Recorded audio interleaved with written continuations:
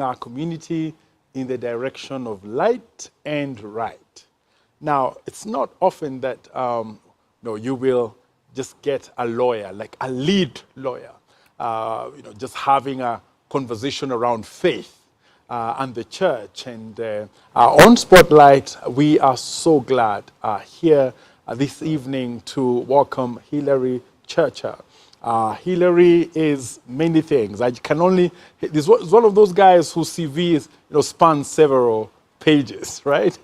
And we just want to say here he is a very experienced, a very successful, a very just heavily awarded lawyer who comes to us from the Oraro and Company Advocates. He is a senior partner there, he is regarded and known locally, also internationally, and he'll tell us a little bit more about himself, even as we engage the matter of the moral gap in this country.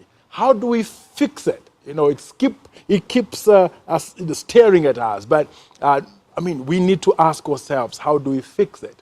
And we are happy again to welcome you, Churcher. Welcome. Thank you, Edward. Yeah. Thank you very much. Welcome to Hope TV. Thank you. And welcome to Spotlight.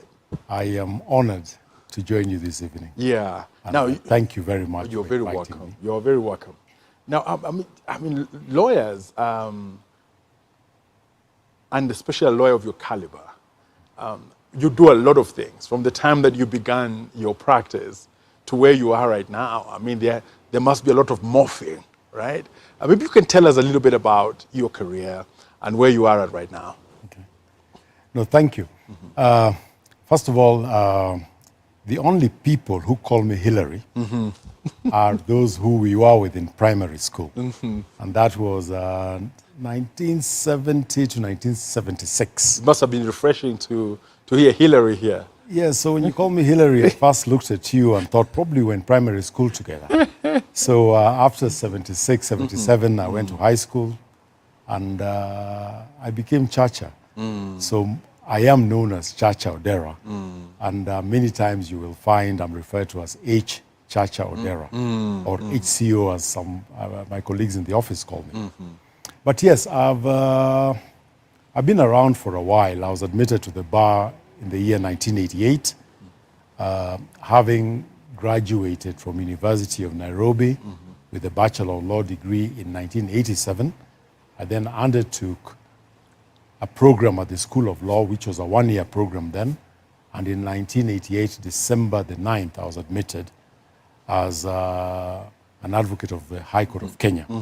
My number is 1,785, and today I believe we are close to about 21,000, 22,000 lawyers. So I am within the first 2,000 lawyers that we have in this country. Okay. Yes. That's quite something. It's quite good. And over time, as you've practiced, you've also been recognized in different places because of your professionalism, because of the way you do your work. And how does that feel to be lifted, from a whole lot of 20,000 something lawyers and sometimes to just come on top in terms of honors, in terms of recognition? It's a humbling experience, especially when the honor comes from your fellow peers. It's not something which you take lightly. And indeed, other than it humbling you, it also raises the bar for yourself because you don't want to let down people. When people honor you, there's also a reciprocal duty on your part not to let them down and to live up to the expectations. Yeah, and I'm just thinking now just about professions. You talk about being like top 2,000 in terms of just joining the profession. We do talk a lot about then and now. And we talk about some realness, the good old past. I know that Solomon tells us not to talk about the good old past, but sometimes we can't help it.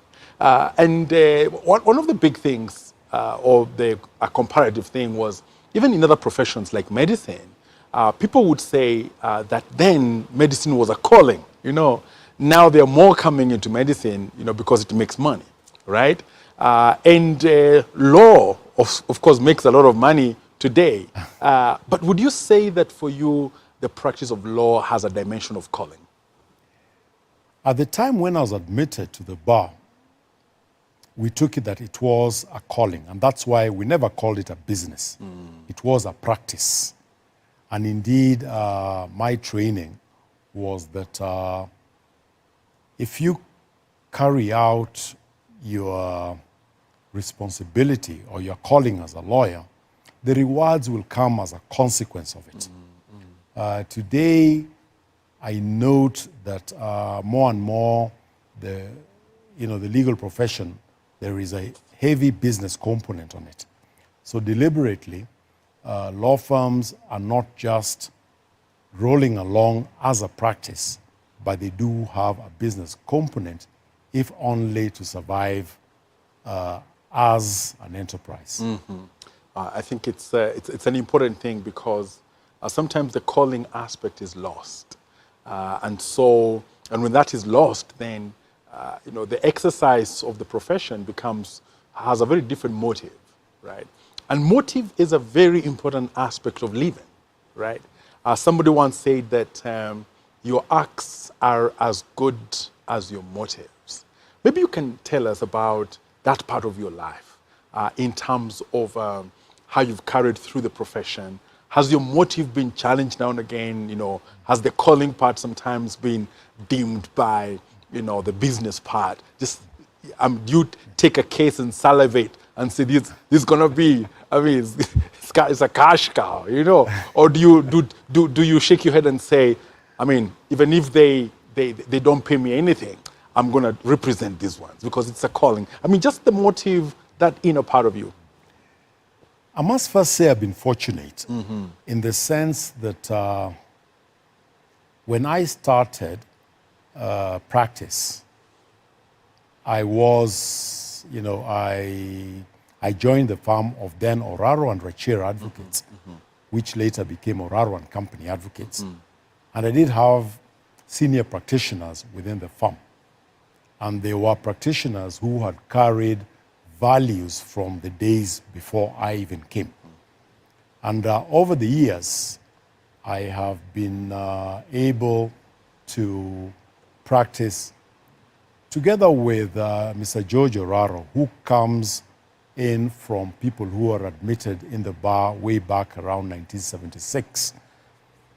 So he has been very consistent in the way and the values that he holds in practice. So to a large extent, whereas there may be all sorts of distractions coming my way, he has held my hand as a moral compass and always been able to, steer not just myself, but many of us through what the legal practice ought to be. Sometimes, we sit and we ask ourselves, in what we do and what we stand for and what our values are, do they still have a place in today? And because of the strength we have in terms of this critical mass, of a few of us who still believe in those values which we held at the time when we came into practice, I find myself that a case is just a case. It's not so much of what the reward will be. In fact, let me share with you a story. Yeah. If ever I was to write a book, you'll be surprised that the cases which I may cite as having given me great satisfaction are not those multi-million or multi-billion cases, but those cases which have made a difference in a life of somebody. I do recall quite early in practice, I took up a criminal case, which I only did because I did have an uncle of mine who was a practicing lawyer in Mombasa, the late Ibrahim Onyango Gola. He had asked me to do a case for a poor lady who was a house help, and she had been charged with robbery violence, and the victim was supposed to have been her employer. She was a maid who lived outside the place she was working, and she would come in at about 8 o'clock in the morning. She would be allowed into the house. She would do her work and go away. On this particular day, she came in, and having come in, the door was locked. Actually, when she came, she found a lot of police presence around, and being an illegal immigrant, she was a Ugandan lady, she took off. She didn't quite come in. And then she hovered around at 10 o'clock. She came back, and the police arrested her. And she didn't know why she was being arrested. And then when the facts were laid to her, she was accused of having killed the lady of the house and robbed her of some jewelry and that kind of thing. When I was told to represent her, I spoke to her, and something told me that there was something innocent about this lady. And I went blind on the case, not knowing what line of defense we would take. And when the pathologist came to give evidence, the pathologist had come on the scene and did the initial observation at the scene, the police doctor. And when I asked him approximate time of death, he told me it may have been 2 a.m., 3 a.m. This lady's husband had left the house at 7 a.m. to drop the child. This lady, the first time she came into the house was 10 a.m. So she couldn't have been the person who killed her boss. But strange enough, she was convicted and condemned to hang. We then decided to go on appeal. And I recall the family was asking me that, Mr. Advocate, we can't afford you. We've not paid you anything. How will we afford you on an appeal? Yeah. And I told them, no, this is something we must go all the way. And on appeal, the judges agreed with me and quashed the conviction and set her free. Amazing. But what was sad about it is that she didn't come for the judgment, and her brother and I then jumped into a Kenya bus. Then it was bus number 14 to Langata.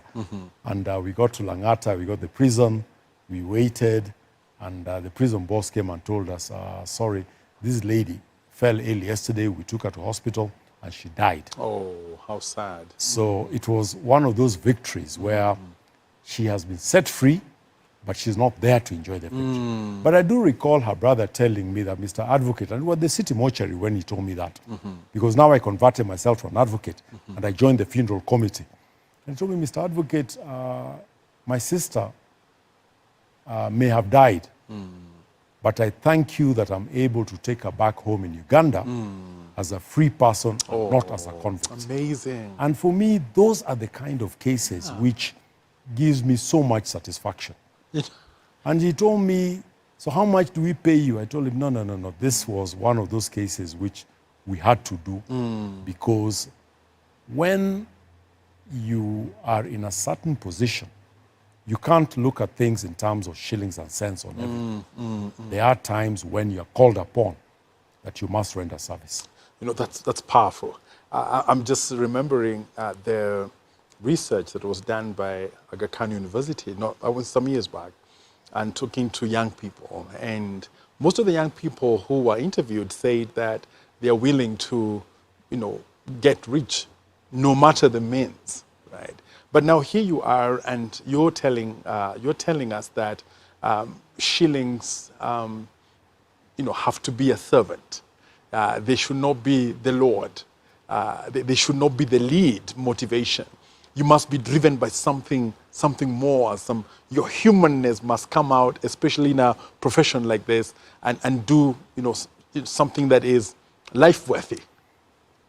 Yes, and that's something which we are losing a lot. In fact, part of the things which I do is that 3 months in a year, I teach at the Strathmore University, the law school. And it isn't the money they pay me as a teacher that drives me, but more of the opportunity that I have in 2 separate classes to talk to 150 young adults and be able to, share with them some of these values which are being lost over time as we pursue the shillings and cents. And as I tell them that if you work hard in your profession and you work towards excelling in it, the compensation for the good you're doing will follow you. There are many other people who I've seen who we left law school and they jumped into practice with the aim of making money, not in the aim of sharpening their expertise, but the aim of making money. And some of them did make money. And, but unfortunately, it's usually short-lived because you hit the ceiling quite early. After that, there's no other place to go. But for those people in my class, and there are many of them who did that, who decided that they will pursue excelling in the profession and sharpening their skills in the profession. Many of them, in fact, most of them, did make it as good lawyers. All right. Yeah. And I can tell you today, when you see them, they're able to pay their bills.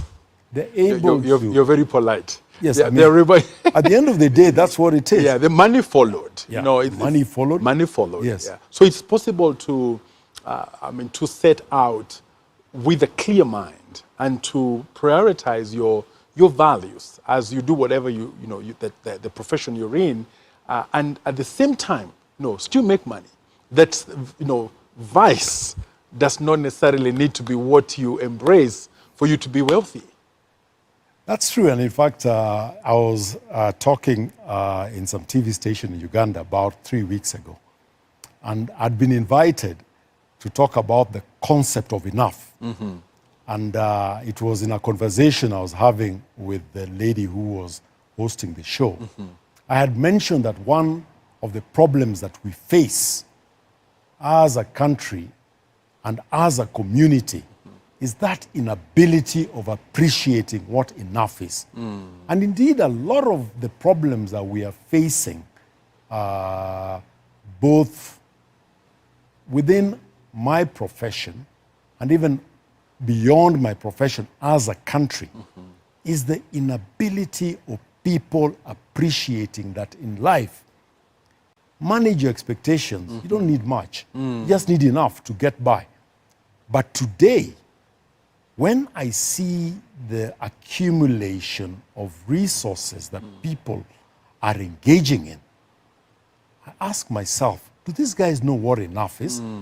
And if somebody is working hard and all these are coming their direction, I won't fault him.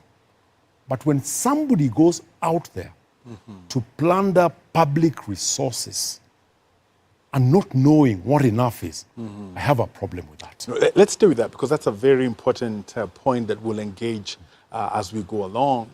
And before we get there, I just want to also appreciate the fact that your value system must have come from somewhere. Sometimes it comes from parents, sometimes it comes from personal experiences, and sometimes it comes from a faith, right? Maybe you can tell us a little bit, how faith has played a part in making you who you are. Thank you, Edward. I've had a really interesting walk in the faith. I was born a Catholic because my mom was a Catholic and my father didn't go to church. And I got my first interaction with faith in the Catholic Church until the time when I was 16 years old. In 1980, when I turned 16, my father, for some reason, started going to church. I started encouraging us to go to his church, which was the Anglican Church of Kenya. And we then migrated from the Catholic Church, went into the Anglican Church, and we were able to get what sometimes in academic field they call the credit hours. So we didn't have to go through the process of going through the teachings to get your confirmation, communion, and the rest. So in 1980, we started worshiping in the Catholic Church, and in between, I would also go into the Seventh-day Adventist Church because my grandfather was a Seventh-day Adventist. And then as I grew older, we came, I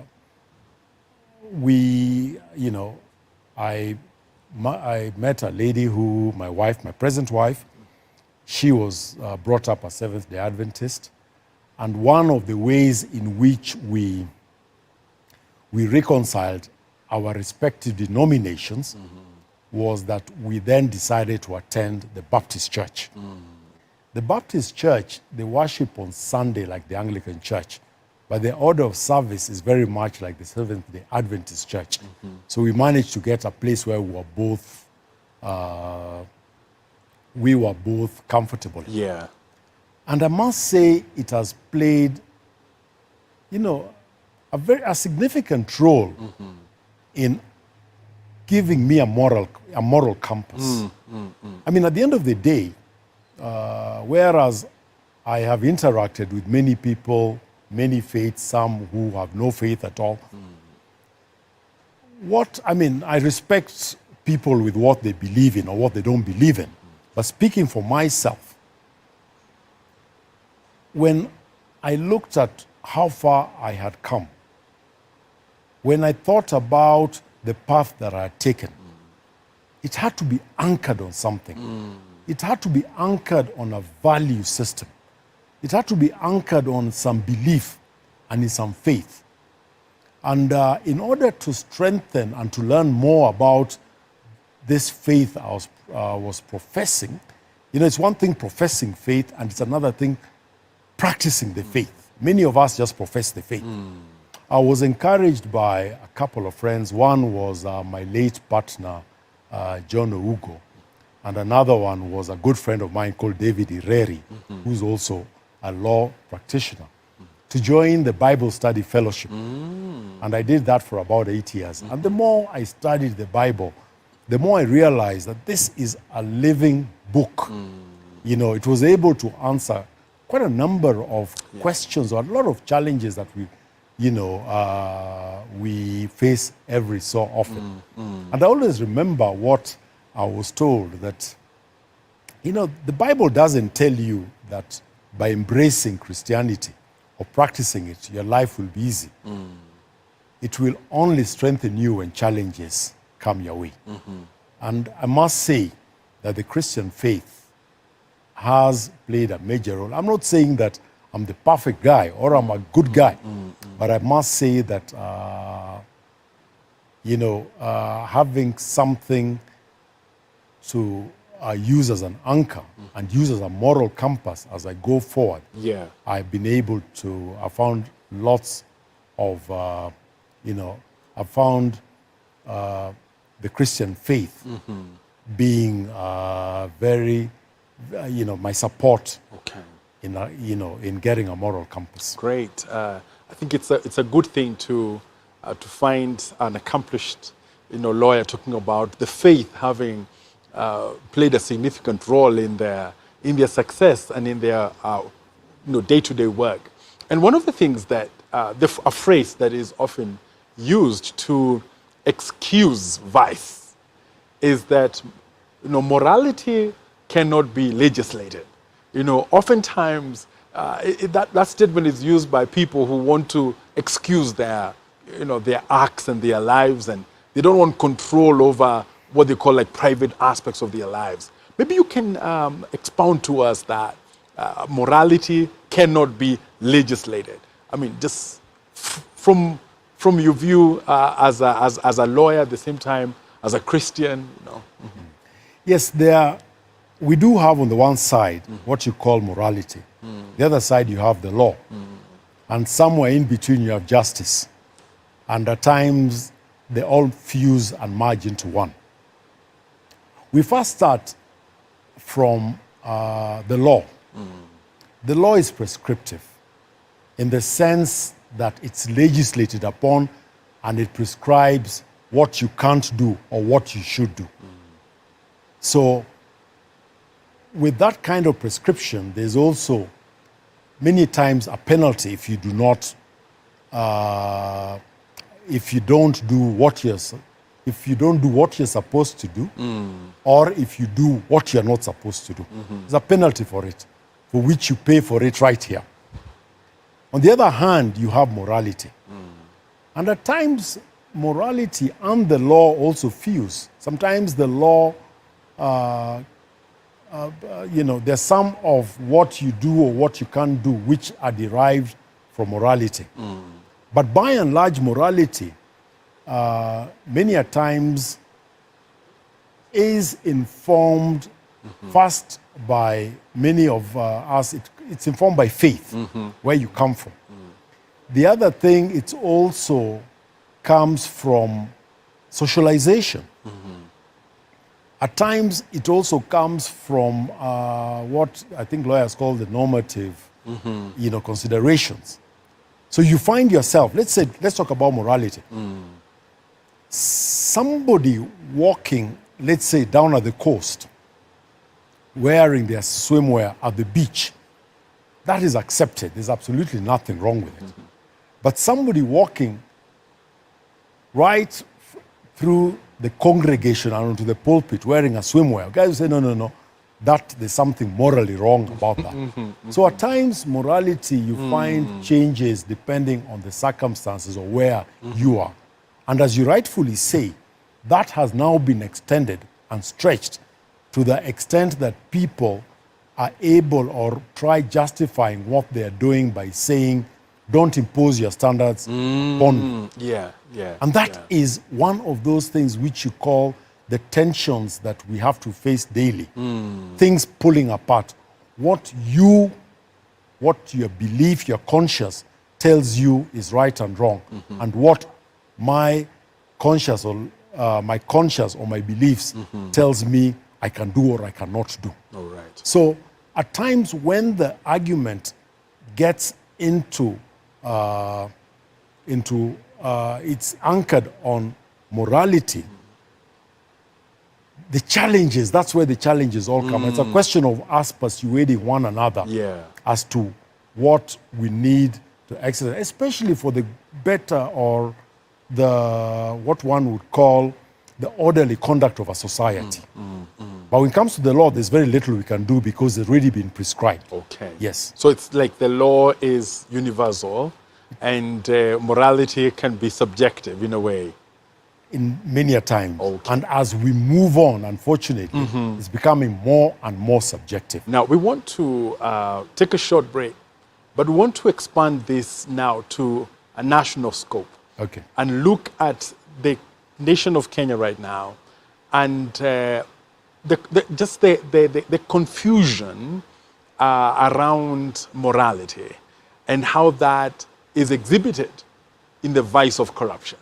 Thank you. Now, viewer, we are so glad to be joined by Hilary Chacha, who is a senior partner, Oraro and Company Advocates, and just talking about, morality. And now, when we come after the break, we'll be talking about this national moral gap and hoping to hear from him some perspectives that will be helpful.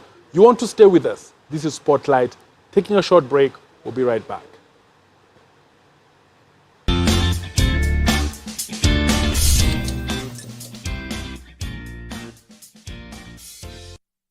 Kama vile mashua baharini, mizani imekwisha wasili.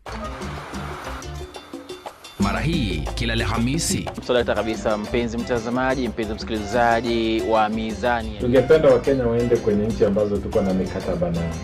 Kulikuwa na Raila Odinga, kukawa na Wajakoya pia. Mbona hongeunga mkono? Tuwape mauzani wa masuala ibuka na chipukayo toka kila pembe ya Kenya na ukanda huu wa Afrika.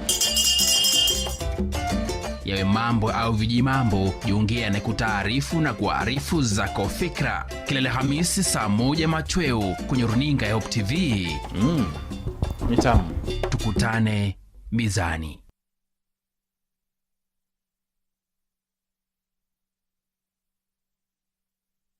Hope TV is where you look and live, with an excellent selection of the best Christian programming consisting of local and international content, of inspirational stories, talk shows, Bible commentary, youth, health shows, children entertainment, contemporary gospel music, extended times of worship, live broadcast, news, movies, drama, Christian ministry programs, and so much more. Hope TV is another quality service from Christ is the Answer Ministries, with over 45% of authentic and credible local content every week. Hope TV is a sister station to Hope FM, Kenya's leading Christian radio station with footprints across the country. Tune in to Hope TV, where you look and live.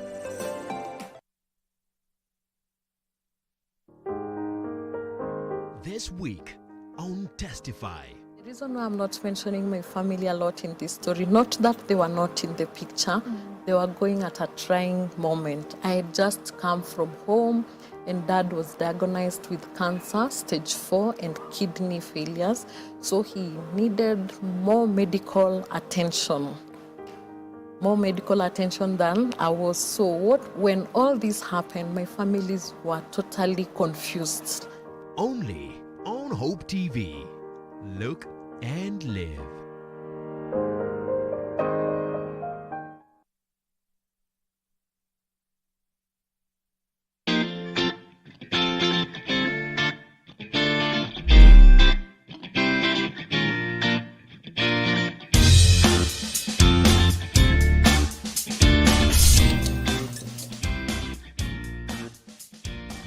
Light, and we are so glad to be having a conversation about morality and the moral gap in this country. And we have our guest today, who is Hilary Chacha Odera, senior partner at the Oraro and Company Advocates. Great insights, very great insights. And we want to look at our country, because our country, and I want to really appreciate your level of interaction with people at different levels.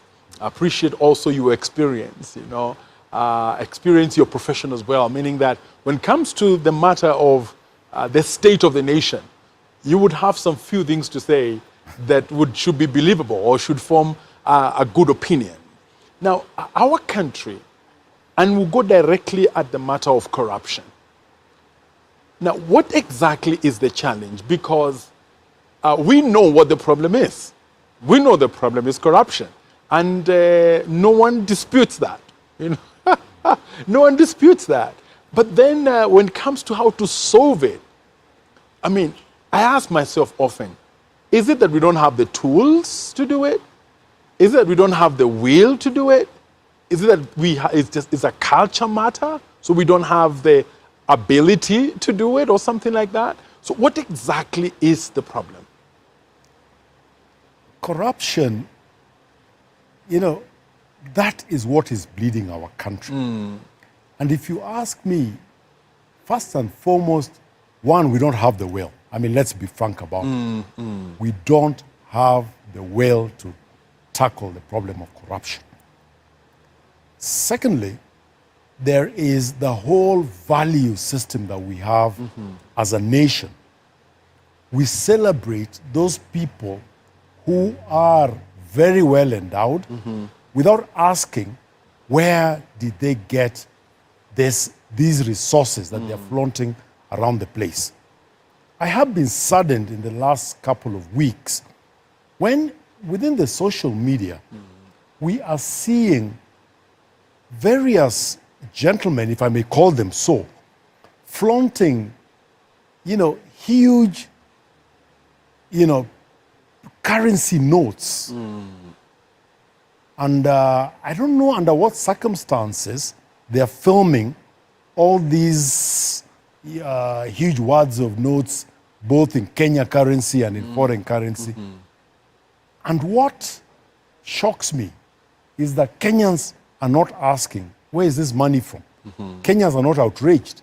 In fact, if anything, people are so impressed by these well-endowed people. At the time when I was growing up, I do recall my late father used to tell me that during his time, it wasn't a matter of how much money somebody had. What was important is how did that person make the money. And between them, on kind of a peer review, you would find that respect for one another was based upon how hard somebody has worked, what probably had as a result of that hard work. But today, we are impressed by what somebody has without asking how they got it. In fact, one of the things I always tell young people that there is nothing called making deals. You're either working or you're stealing. So don't be told that somebody has made deals and he has made a lot of money. That person is not working. So if he's making deals, he's stealing. I want to ask you, because this is it's a question that presidents, in this country have promised to solve, but have spent the whole period of their presidency and even left when things are worse, right? You affirmed that we don't have the will, right? There has been no will to tackle this corruption, because with all the innovation that is going on in this country and in this generation, sure, if we are just looking for a solution for corruption, the innovative mind is already present. We have the mind to do it. The will is absent. I want to ask you, just to dig a little further from your experience, why is there no will? It first starts from the way we elect our leaders. In the old days, the elections, the general elections, whether you are electing people to parliament or to the then municipal councils or city councils, there was an electoral law which limited the amount of money one can spend in campaigns. And that amount was not just confined to your own money, but it was also extended to the people who contribute to your campaign. Today, if you see the amount of resources which are being expended to campaign, especially at either the presidential level or at the governor level or the senator or any other level, it's mind-boggling the amount of money which is spent. If you ask, where does this money come from? That's where the problem begins. If you as president, if you're running today as president, and you are receiving support from all and sundry, not caring where it's coming from, your campaign efforts is supported by well-meaning citizens. It's supported by people who are contributing to your campaign, and the money they are giving you are probably, or most probably, proceeds of crime, or proceeds of corruption, or proceeds of drug trafficking, or even proceeds of tax evasion. When you become president, how are you going to deal with it? When you touch somebody, you are told, hey, by the way, that person supported our campaign effort. When you touch this other person, you're also told the same. So it becomes, you find somebody comes in telling us, promising us they're going to do a couple of things, but you find that the very way that their campaign had been financed was a cocktail of all sorts of financiers that it requires a person who's ready to tell people, I'll serve one term, I really don't care if these people will support me or not, but in that one term I'm serving, it doesn't matter whether you supported me or you didn't support me, I'm coming for you. It requires that kind of courage. And I hope we will have leaders who have that kind of courage. Let's stay with that, Chacha, because when you look at our present status of things, and you've just said that we need a person who really is radical and makes corruption not a sub-theme, but the core focus of their leadership, whether it's a member of parliament, whether it's an MCA, whether it's the president, whether it's a governor. Just make that, because it's such a critical matter. But from the present situation, because we don't see that will now, and we don't hear the corruption agenda as being a very strong agenda, right? And here we are pushing an economic agenda, but we are very silent about the moral agenda, which is it's the moral dimension that supports or that secures the economic progresses. I mean, maybe just balance that for us. Yes, for as long as corruption is not addressed, the resources of this country will be hemorrhaging. And even if you have an economic agenda, you'll raise as much revenue as you require to finance that agenda. You will have the challenge of the entire program hemorrhaging. So it's so important that we must address this corruption agenda. And we can't address it as a side issue. It must be one of the pillars upon which you want to run this economic agenda. If today you are able to raise taxes and collect as much money as you require to run your agenda, but the entire, your entire program is leaking like a sieve. However well you mean to better the lives of citizens or to, be able to create, whether it's employment, whether it is, infrastructures or a conducive environment for investors to come in. For as long as it's hemorrhaging, you're doing, the good work you're doing is gravely compromised by that corruption. And that's why I say, let's corruption not take a backseat. Even if one decides that all I want to address during my term is corruption, forget about these many other programs. Yeah. If you deal with that corruption, As this your singular. yes, as your single agenda, All right. and be able to put up structures which are effectively dealing with it. If at the end of your term, you come out and say, I've dealt with that corruption issue, people coming after you will have,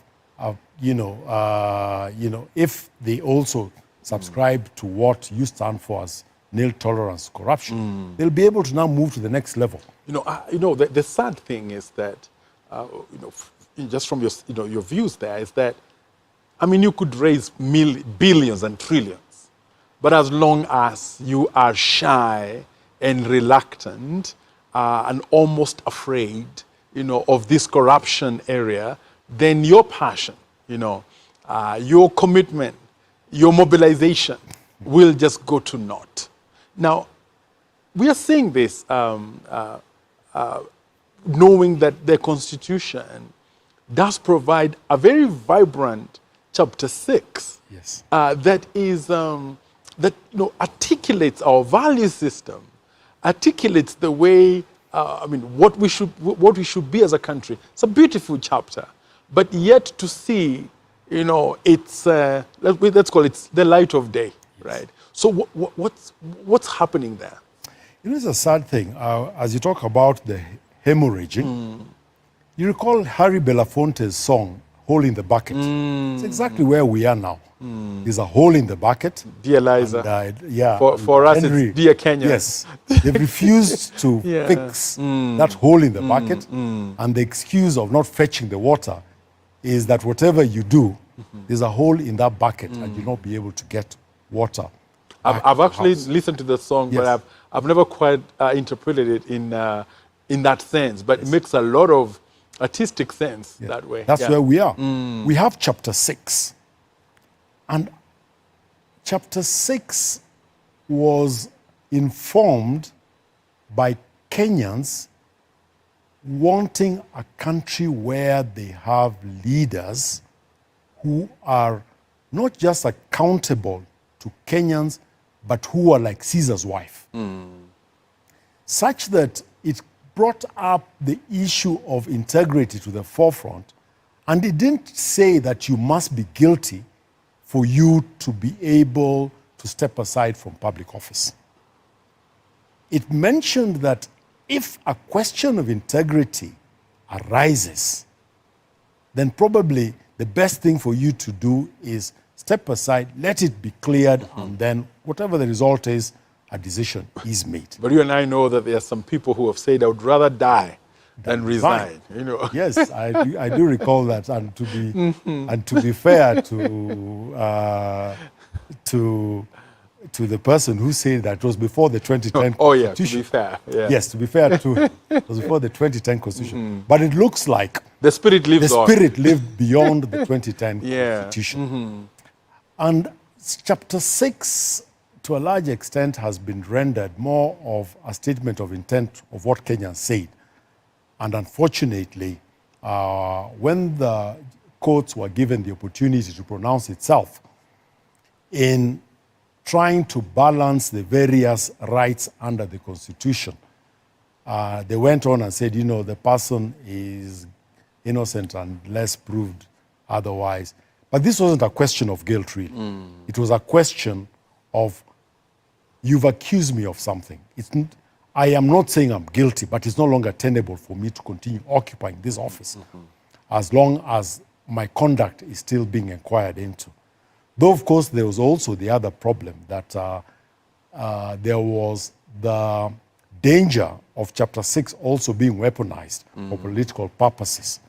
But I think it is a thing which called upon individuals to search themselves and say that forget about whether I'm guilty or not.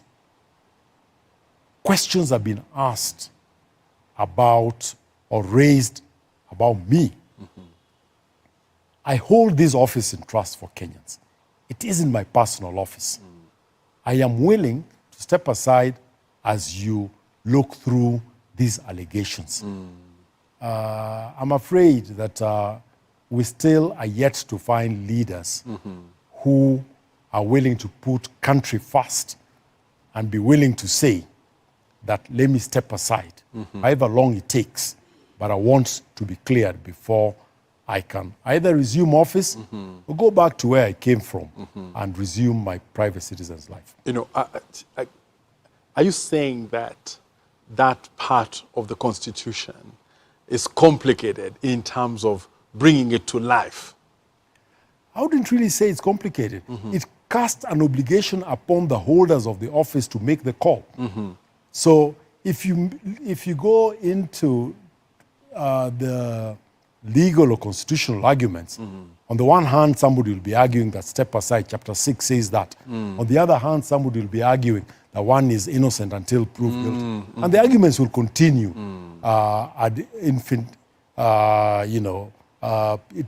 Those arguments will go on, and at the same time, you will find that we will not be addressing what was required under Chapter 6. So my view of it is that we need leaders who have the courage and the conviction of saying that I am not guilty, but serious allegations have been made against me. And the only way these allegations can be investigated and a decision made is by me stepping aside. In fact, I do recall many years ago when we had a major problem in the judiciary. I do recall a judge being asked to recuse himself from a case. And the person who was asking the judge to recuse himself had photographic evidence that the judge had been in contact with the adversaries. And the contact was not just in some cocktail where probably they bumped each other. It was in a bar somewhere where they were having drinks.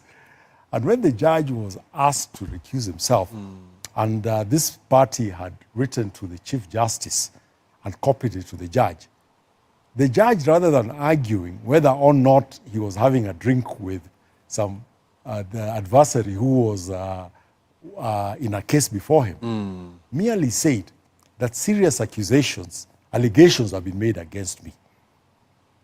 And whereas those allegations are not true, I do not find it possible for me to continue hearing this case without being impartial. So for, to uphold the rule of law and to give the parties a fair chance, I recused myself. So here was a judge who was really guilty of the allegations. But rather than sit there and argue whether or not that was him who was seen in a bar somewhere, he did what really many of us should be doing, stepping aside and saying, yeah, you don't have to admit that you've done something wrong, but you just say it's no longer tenable for you to continue occupying that office. You know, and that spirit of conscience, having a conscience that tells you, I may not even have participated in what's going on, but given that it happened under my watch, Yes. then I owe it to the people of Kenya to just step aside or resign. But that culture doesn't seem to be with us at all. But you are encouraging that the chapter 6 is supposed to stir us to a place where we introspect and ask ourselves, especially in positions of leadership, it be a mirror for us, and ask ourselves, are we in any way attempting in that direction? Reminds me of some scriptures in Galatians, Yes. where a very interesting, there's a fruit of the flesh on one hand, there's a fruit of the spirit on the other, but there's a statement there that says,